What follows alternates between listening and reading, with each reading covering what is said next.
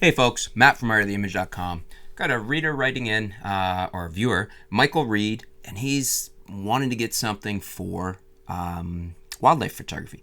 So he says, this is the exact dilemma I am facing. He's commenting on some of the videos we've had between the 7200 and the 5500 and the 750 and what to use, as well as the Nikon 200 to 500 millimeter.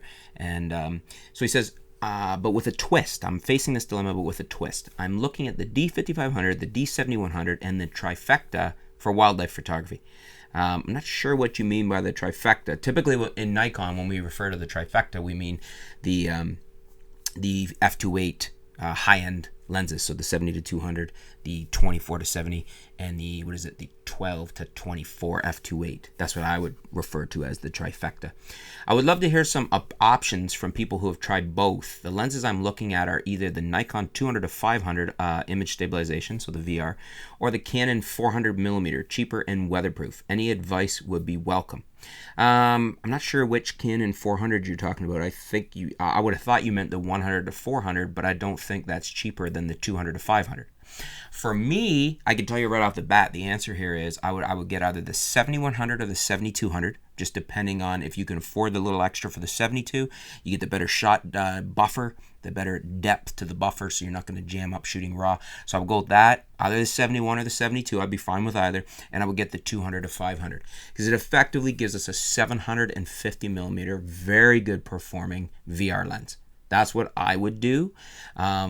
And that's because I think the image quality is a little better on the Nikons. Well, I don't think. I mean, the tests bear out. They're very close, but I like the Nikon bodies a little better for that situation, for shooting sports, wildlife. Same type of thing if we're shooting moving subjects. I would get ideally the 7200 and the 200 to 500 millimeter. I really like that Nikon 200 to 500 millimeter. I know the Canon 100 to 400 is nice.